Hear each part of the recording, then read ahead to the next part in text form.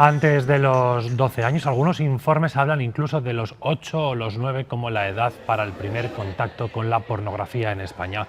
Un consumo que se vuelve más frecuente a partir de los 13. El acceso tan temprano a este contenido tiene unas consecuencias directas en ellos y en ellas y en la forma de relacionarse con su entorno. Las redes sociales o los videojuegos son en muchas ocasiones la puerta de acceso al porno. Es el tema de nuestra entrevista de hoy, que vamos a abordar con Martín Pinos, doctor en Ciencias de la Educación. Muy buenos días.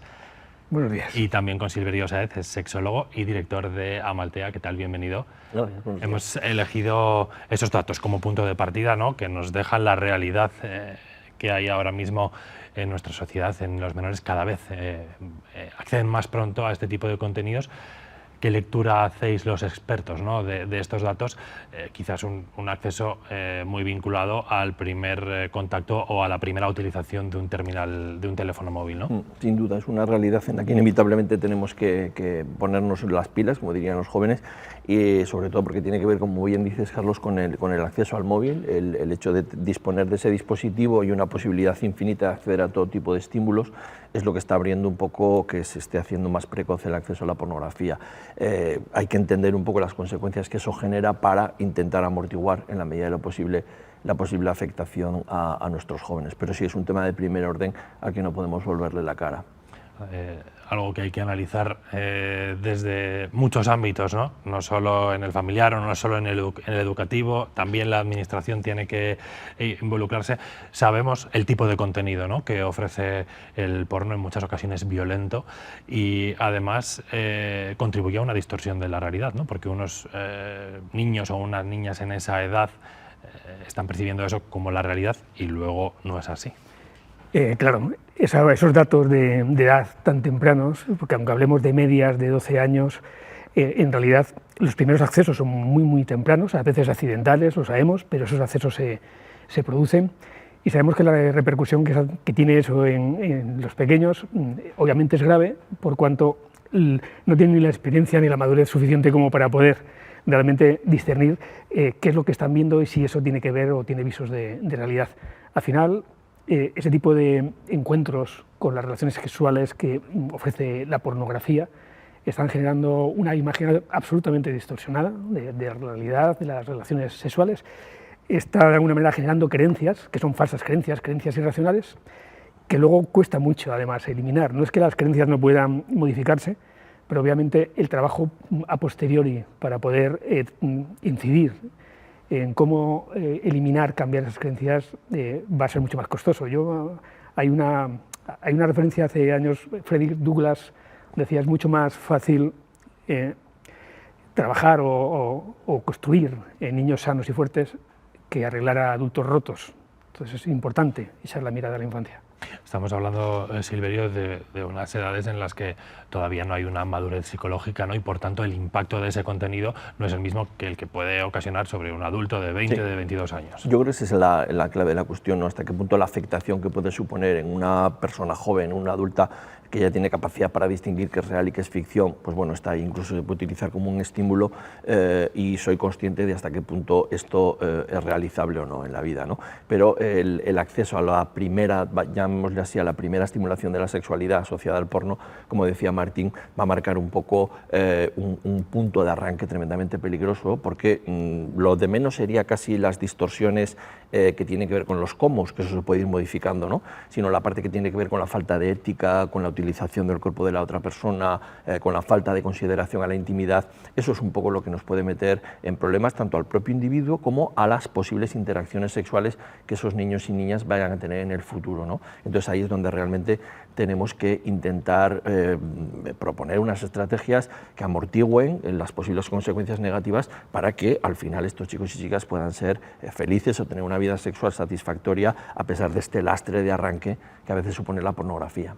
Tiene también también una consecuencia inmediata, ¿no? Que es la percepción de la mujer, percibir a la mujer como una mujer sumisa en segundo plano, no alguien en igualdad de condiciones, ¿no? En una relación. Sí, sí, y además que eso está muy lejos de lo que es la realidad, es decir, cuando realmente conoces algo de sexología y hablas con lo que es la realidad concreta de las mujeres, en tanto formando parte de una relación sexual, te das cuenta que lo que se desea no tiene nada que ver con lo que se propone en la pornografía, ¿no? Y repito, si eso de alguna manera cae en la mente de una persona desarrollada y madura, pues bueno, lo entiende como ficción, pero cuando cae en un niño, en una niña que está forjando su sexualidad, acaba creyendo que eso tiene un valor, un significado mucho más relevante. Ahí es donde yo realmente vería el problema, y luego también vamos a decirlo así, frivolizar actividades que tienen que ver con la falta de ética, con la transgresión al respeto de la otra persona.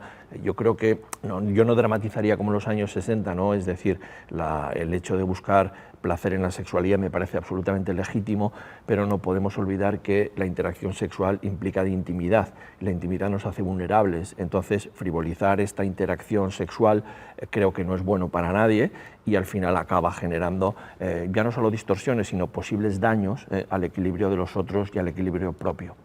Sabemos, Martín, porque así lo ha alertado, por ejemplo, la Fiscalía, ¿no? En sus informes, que el consumo de pornografía ha tenido una consecuencia en el aumento de delitos sexuales, además en las características, ¿no? de esos delitos, también con violencia grupal, lo que se conoce como pornovenganza, ¿no? Utilizar el material de alguien con el que hemos mantenido esa intimidad para chantajearle. Y además de todo esto, nos decías al inicio, hay un porcentaje elevado de acceso a este contenido de manera ocasional, es decir, el menor no lo busca, se lo encuentra. Sí, se lo encuentra, pero está ahí.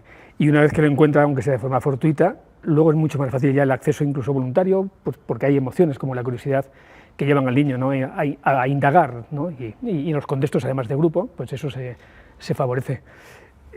El peligro está en que, como comentábamos, ¿no? En torno al 80% del contenido pornográfico tiene un componente de violencia extrema muy claro, de imposición, ¿no? De falta de respeto, como decía Silverio, hacia la otra persona, y en muchos casos en los contextos de desigualdad de los planos entre hombre y mujer, que es lo que estás transmitiendo. Y esa violencia extrema es la que está generando, o la que puede generar a futuro, problemáticas importantes.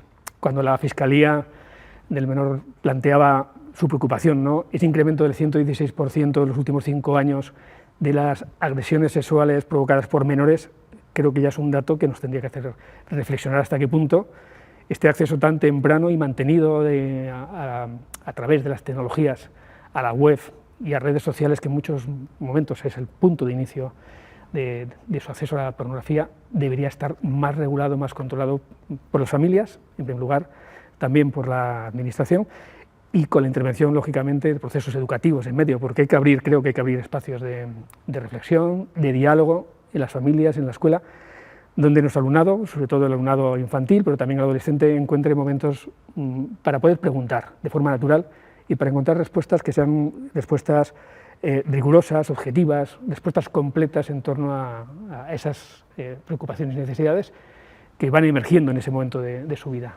Un punto de partida, Silverio, para precisamente no abrir ese debate también a las familias, ¿no? Para que sepan cómo gestionarlo, es preguntarnos qué encuentran los chicos, las chicas en el porno y por qué lo consumen. Sí, fíjate, Carlos, yo creo que esa es la gran pregunta, ¿no? A veces estamos en el escándalo, que está bien, ¿no? Quiero decir, cuando alguno se escandaliza es porque algo que genera ese escándalo, pero habría que hacerse también la gran pregunta, ¿no? Que ya la sugería Martín: ¿por qué acceden a la pornografía los niños, los adolescentes? ¿Por qué la buscan ya de manera deliberada, más allá de los primeros encuentros fortuitos? Entonces tenemos que trabajar sobre lo que es el despertar del deseo, la aparición de la sexualidad como un elemento mucho más central en la vida de la persona. Si no accedemos ahí para dar herramientas y para ayudar, la pornografía cubrirá desgraciadamente un rol o un papel que deberíamos estar cubriendo las familias o el sistema educativo, ¿no? Yo no creo que los chicos y chicas de ahora sean más brutos, más insensatos y más transgresores que los del pasado, sino que tal vez las tecnologías les están poniendo ante una mayor vulnerabilidad y un mayor riesgo, ¿no? Entonces, yo creo que también tenemos que ir dando algo, no solo pidiendo y ofreciendo un poco a los adolescentes que entiendan qué es esto de la sexualidad, qué es el deseo, cuándo aparece, qué peculiaridades tiene. Si miramos para otro lado y no ofrecemos ese tipo de trabajo, ese tipo de abordaje educativo a los adolescentes, la pornografía va a seguir campando a sus anchas, y aunque está muy bien, quiero decir, yo me pondré en la primera línea de demanda que busquemos estrategias para regular el acceso, para que los menores estén mucho más a salvo, la pregunta que nunca podemos olvidar es qué encuentran en la pornografía. Y si somos capaces de contestar a esa pregunta, vamos a ver si somos capaces de, por medios mucho más educativos y mucho menos invasivos, ofrecer eso que están buscando los adolescentes en esa compulsión de búsqueda pornográfica. Mencionábamos ese acceso accidental a la pornografía. Hay informes y estudios que hablan de en torno al 30%, ¿no? Los menores se lo encuentran. Además es que no hay que rebuscar mucho, ¿no? En las redes sociales, a través de los chats de WhatsApp y en los videojuegos, donde tienen un canal abierto a gente de muchísimas edades y donde, bueno, puede ser precisamente ese, ¿no? el primer contacto. Sí, y en el mundo del videojuego ahora es muy fácil para cualquier joven, para cualquier niño en realidad, encontrar juegos donde se suma la extrema violencia de esos juegos. Y basta con hacer cualquier pequeña búsqueda y uno se puede descargar sin ningún problema en cientos de juegos o el top 10 de los juegos más violentos, más sangrientos, pero en muchos casos son juegos que también se asocian a un alto componente de relaciones sexuales transgresoras, ¿no?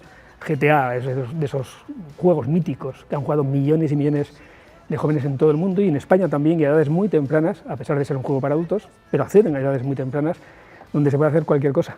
Se puede ir por la calle, se puede asesinar, puedes proponer relaciones a una mujer en la calle y si se niega a matarla, y tranquilamente sigues caminando y te metes en un coche de no sé quién. O sea, ese tipo de conductas, de situaciones que no se admitirían nunca, ese tipo de contenidos en contextos reales, y sin embargo se están aceptando en contextos virtuales.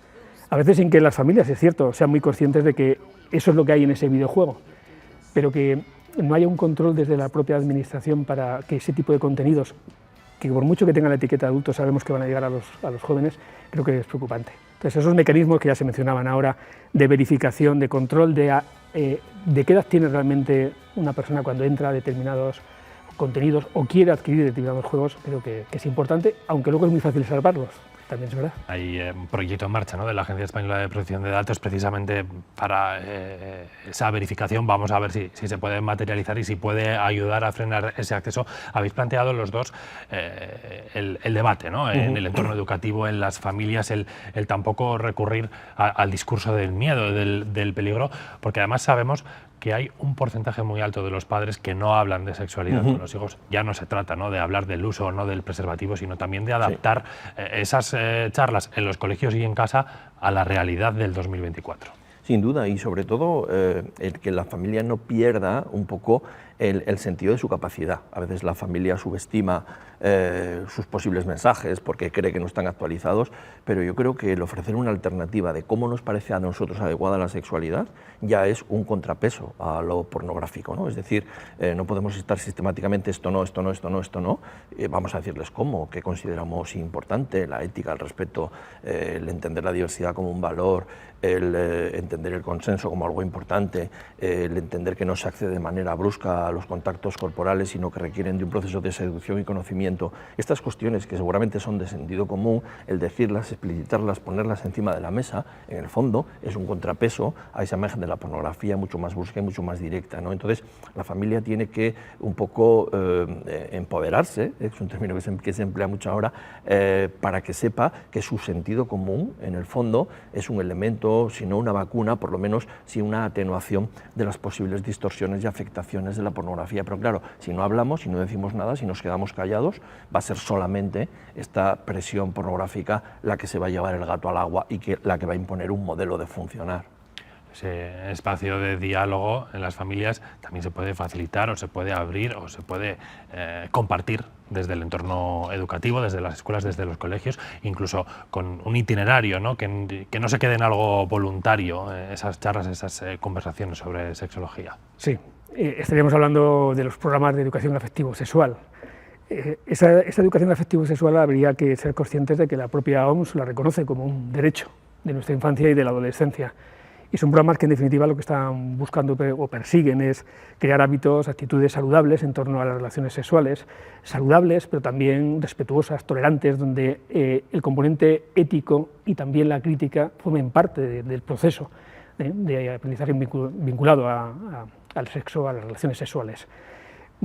Programas que tienen que intentar, yo creo, minimizar esas creencias o trabajar sobre esas creencias irracionales, esas falsas creencias, esos mitos que la propia pornografía, o la propia televisión, los videojuegos generan en los niños o los adolescentes, y por supuesto con una finalidad yo creo que también añadida e importante, que es a través de esta propia formación minimizar, por ejemplo, los riesgos de embarazos prematuros, que eso es algo que también debería preocuparnos, minimizar, por ejemplo, el tema de las enfermedades de transmisión sexual, por conocimiento, porque eso tienen que saberlo, o el tema de la violencia en esas relaciones, que es lo que en muchos momentos ya hemos comentado, que está generando, ¿no?, lo que ellos perciben que es la sexualidad en general.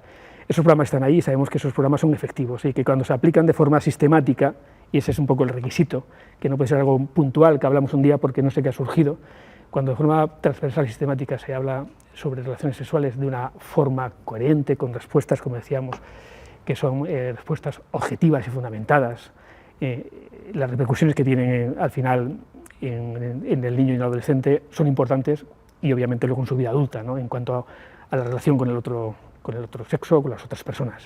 Una tarea, como decíamos al inicio, en la que tenemos que involucrarnos todos, es tarea de todos. Martín Pinos y Silverio Sáez, gracias a los dos por haber estado hoy aquí en Buenos Días Aragón.